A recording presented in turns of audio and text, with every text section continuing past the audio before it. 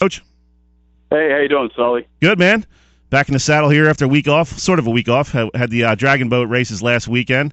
That was pretty cool. Nice. So wanted to talk a little football as we're kind of getting the football itch here at the South Jersey Sports Report.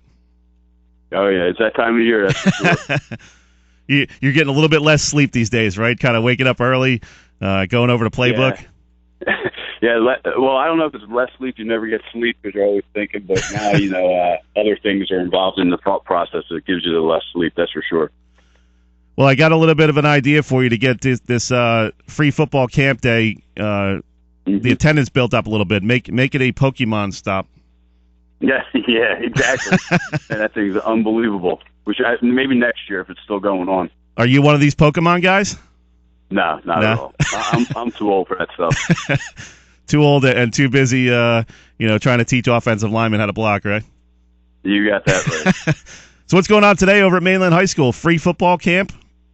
Yeah, we're having our first ever Mainland Football Youth Day, open to the kids of Linwood, Northfield, and Summers Point. And what we do is we have my staff, our seniors, and some alumni come in to teach football fundamentals to the kids, basically the JV and varsity age athletes from the three towns for the Junior Football League.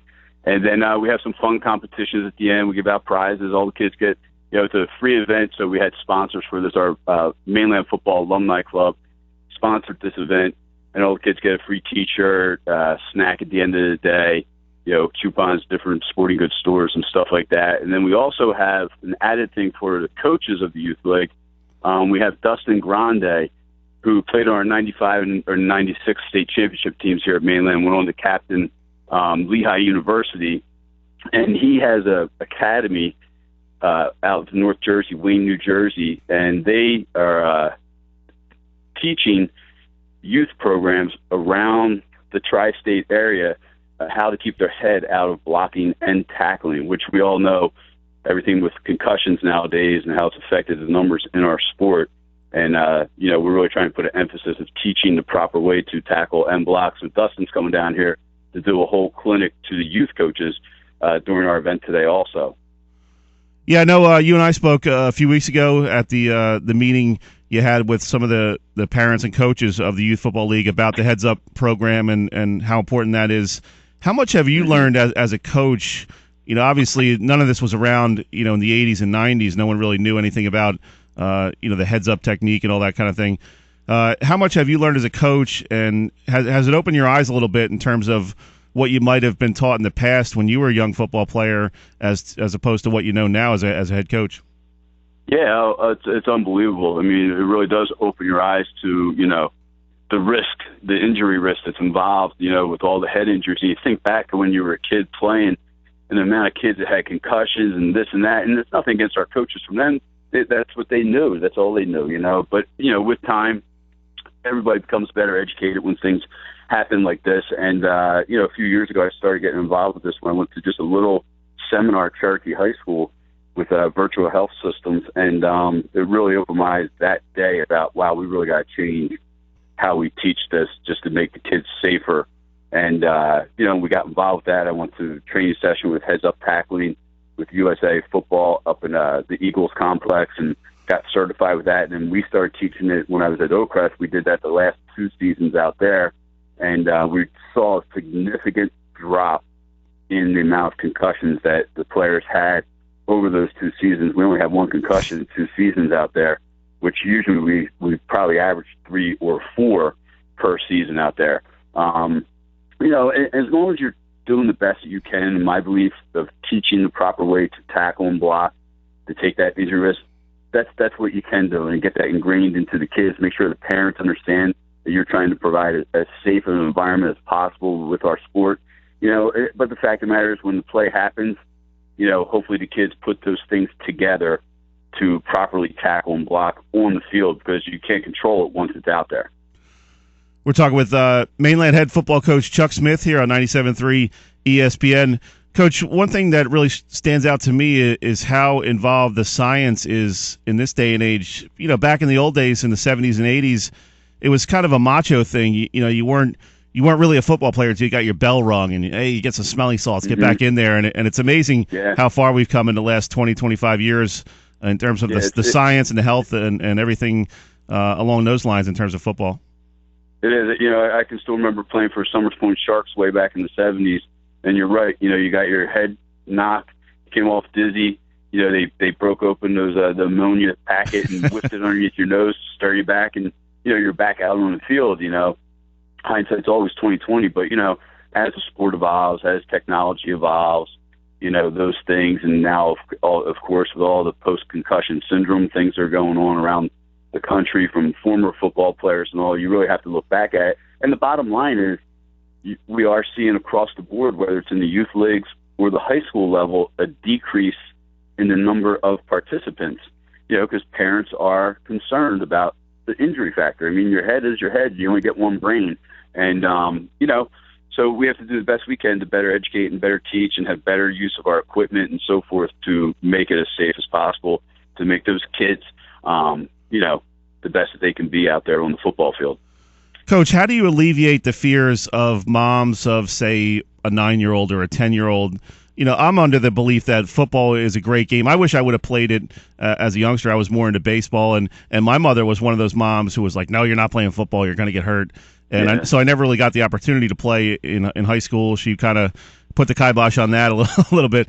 Plus, I was about 5'1", 125 when I started high school. But but how do you assuage the fears of a mom of a 9 or 10-year-old? Because football does offer so many good qualities, teamwork, bonding, hard work, discipline, all those things are really good for kids. And so how do you get over that barrier?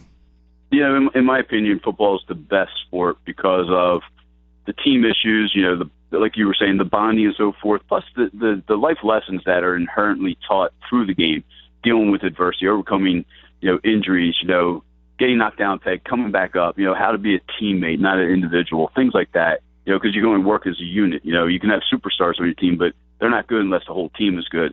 But in my opinion, the best thing is a positive public relations campaign. That's part of the reason why we're doing this Youth Football Day today.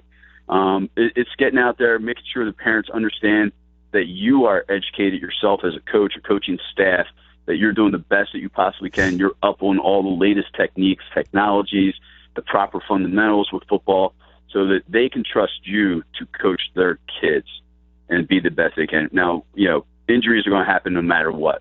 That's just the nature of any sport. You could be playing basketball, go for a layup, come down, you tear your knee. There's nothing involved there. So injuries are going to happen. But I think the more you can let the parents know that you are the authority on that subject, it eases their concerns, I believe. Coach, let us know what's the time frame on this day today, this youth football camp.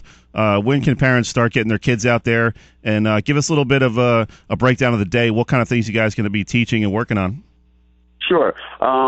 We're going from 9 o'clock to 11:30. We already have kids rolling in already. I'm sitting here, and my little daughter's already yelling at me, like, mouthing to me, mommy needs the list, all this stuff.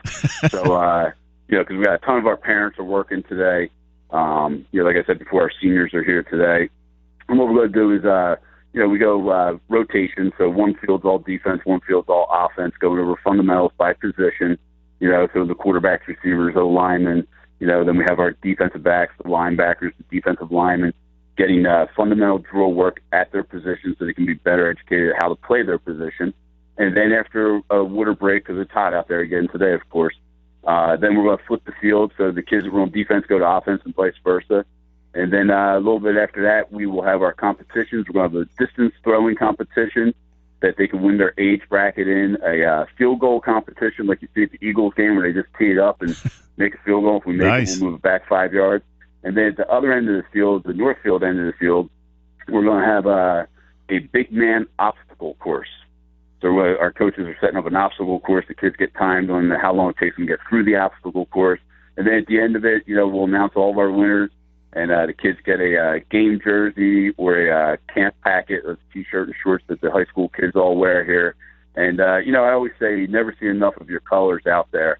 And, the more I can get the young kids wearing Mainland Mustang football stuff out in the community, and when I go to their games, of the Northfield Cardinals, the Linwood Panthers, or Summers Point Sharks, and I see that stuff there, it really makes it into one community. And that's our main goal is, here at Mainland, is even though we have 3 towns that are ascending districts, we really are one community and one school.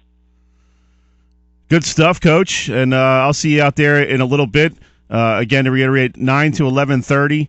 Anybody from Linwood, Summers Point, Northfield, correct? You got it. Awesome, man. We'll see you out there in a little bit, and I'll be betting your ear talking a little football. Sounds great. I appreciate it, Sully. Thanks a lot, man. All right, thanks, man. Have a good weekend. See ya. That was Chuck Smith from Mainland Regional High School, head football coach. He's running a free youth football camp